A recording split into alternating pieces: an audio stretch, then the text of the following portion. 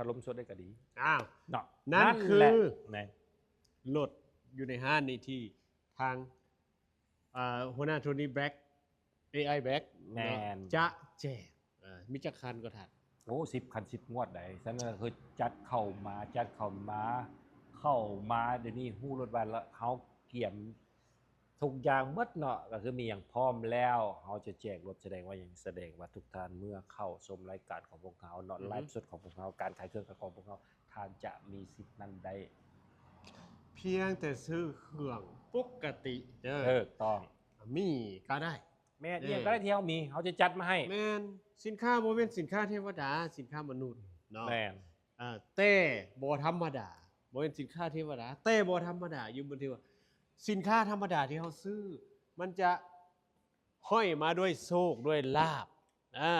โดยเฉพาะแม่นรถคันนี้แหละก่อนเพิ่นว่ายืนยันว่าแจกแหละทั้งยืนนี่ยืนแล้วก็ยันเพื่อนแจกแล้วเจ้าของเพิ่นเด้อเจ้าของเพิ่นบอกแล้วเจ้าของเพิ่นเล่าแล้วว่าเพิ่นจะแจกแน่นอนเนาะเพิ่นจะแจกแน่นอนคันนี้ก่อนเพียง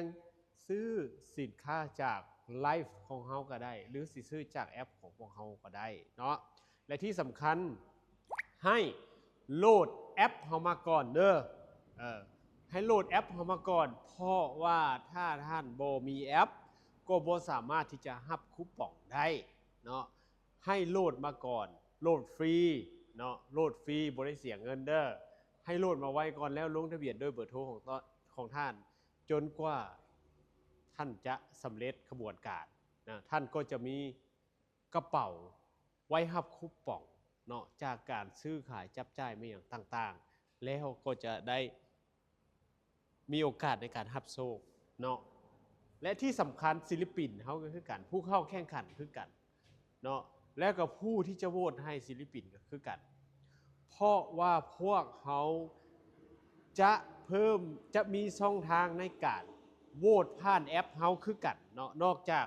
ทาง YouTube Facebook แล้วเฮาก็มีช่องทางในการโหวตก็คือแอปของเฮานี่3ช่องทางเด้อดาวน์โหลดเอาไว้ผู้ที่จะให้กำลังใจศิลปิน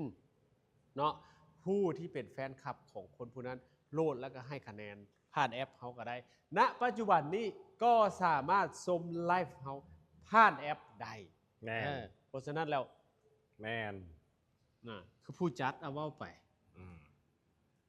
เข้าใจแล้วก็จัดแอปเริ่มต้นก่อนก็คือยังมีเพียงแค่ดาวน์โหลดแอปของพวกเรา Lab X LABX นะครับไป Google Play ของ Android หรือว่า iOS ของ iPhone นั่นแหละเนาะตีเข้าไปว่า LAABX Lab X เนาะ LAABX เนาะดาวน์โหลดแอปตัวนั้นเข้ามาเป็นแอป e-commerce ขายเครื่องขายของอยู่ในหั่นเนาะซึ่งว่าจะมีฟังก์ชันมีระบบในการติดตามระบบรายการการแจกส่งแจกรางวัลต่างๆอยู่ในหั่นเนาะจะอยากซื้อเครื่องซื้อของก็เป็นอยู่ในหั่นเนาะพวกเขาจะเฮ็ดรายการเฮ็ดระบบต่างๆเข้ามาทางนั้นฉะนั้นเมื่อพวกท่านมีแอปตัวนั้นพันก็จะมีกระเป๋าในการรองรับสิ่งที่ดีๆสิ่งที่คักๆต่างๆท่านก็สามารถรับได้เพราะเขาจะโอนอย่างต่างๆเขาโอนตามนั้นเขาจะให้รางวัลอย่างก็ให้ตามนั้นเพราะว่ารางวัลมันจะถึกสุ่มอยู่ในหั่นแหละถูกต้องด้วยเบอร์โทรที่ท่านลงทะเบียนถูกต้องถ้าท่านบ่มีเบอร์โทรลงทะเบียนท่านก็บ่ฮู้ว่ามันสิสุ่มให้ไผถูกต้อง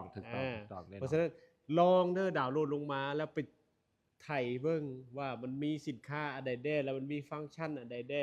มันจะมีอันใดแด่เข้าไปเบิ่งอยู่ในหั่นท่านจะเห็นว่าสิ่งต่างๆมันถูกรวมไปอยู่ในหั่นหลายอย่างเนาะบ่ต้องห่วงนี่มีคนทักมาดีว่าสบายดีอ้ายมีรถเก่งบอกับรถวีโก้บอลูกค้าอยากได้น้องรุ่นน้ำแดเขาบริขายรถต่อบ่เป็นขายรถบ่เป็นบ่ขายรถเขาขายรถไฟฟ้าขายรถไฟฟ้าบ่เป็นขายรถมือ2บ่มีขายรถมือ2เนาะถ้าอยากจะรุ่นโชคดาวน์โหลด Lab X ดาวน์โหลด Lab X ดาวน์โหลดแล้วซื้อสินค้านำพวกเฮาแค่ 10,000 กิกก็ได้รุ่นโชคแล้วในปัจจุบันนี้ดาวน์โหลดปั๊บไปซื้อรถสมุนไพรเสียงเมียงหั่นแม่นได้สิทธิ์ในการรับโชครถแหละทันที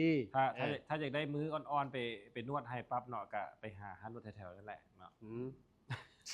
ให้เมียนวดให้ก็ได้อ่อนคือกันโอ้ แน่ใจบ่ทันได้ถึกที่บอก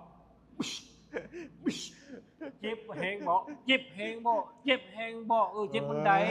เนาะอันนี้ว่าโอ้ยมือบ่อ่อนบ่มือบ่อ่อนบ่มือบ่อ่อนบ่ บ่เขาเรียกว่าเขาห้องบริการพิเศษได้ บริการพิเศษ บริการพิเศษได้เอาเมียสหายเพิ่นบ่ธรรมดา นวดนิ่มๆอ่อนๆแต่สุดท้ายแล้วคอนฟาด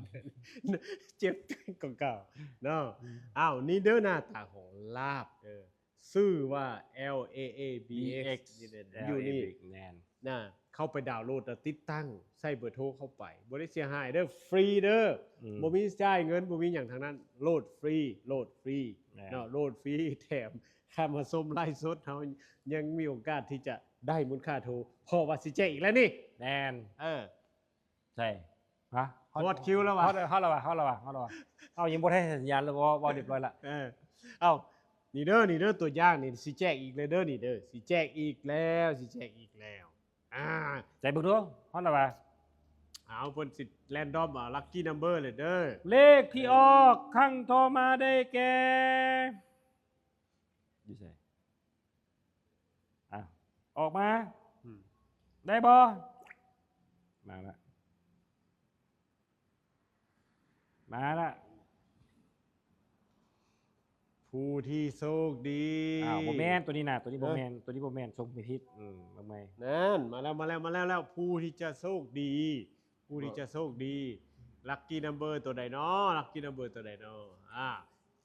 ดาวน์โหลดแอป ใส่บ่แม่นตัวนี้ก็บ่แม่นตัวนี้น่ะส่งตัวเก่ามาอันนี้น่ะตัวนี้น่ะบ่แม่นส่งมาใหม่ดาวน์โหลดแอป Copy Lucky Number มาโพสต์คอมเมนต์ในรายการของพวกเขาเนาะมาโพสต์ลงอยู่ในคอมเมนต์รายการของพวกเขาโอ้สิได้แนะนำก็นี่นะได้เฮ็ดวิดีโอแนะนำ นี่แม่นี่มาแล้วนี่น่ะ มาแล้วเอามาแล้วเม่นไผที่เบิ่งนี่แม่นไผนี่เบิ่งเลขที่ออก ติ๊งๆๆๆติ๊ง อ้าวมันคือข้างนี้นะ ใส่แสงเยอะแส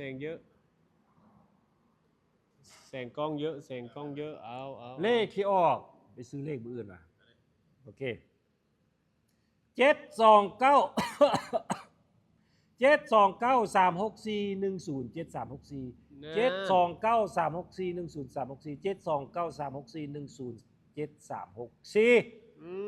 เป็นเบอร์เลขที่เขาบ่อ่านสื่อเด้อบ่อ่านสื่ออ้าวอันนี้นี่อย่าไปทวงหนี้มันเด้ออันนี้เด้อเป็นเบอร์96367224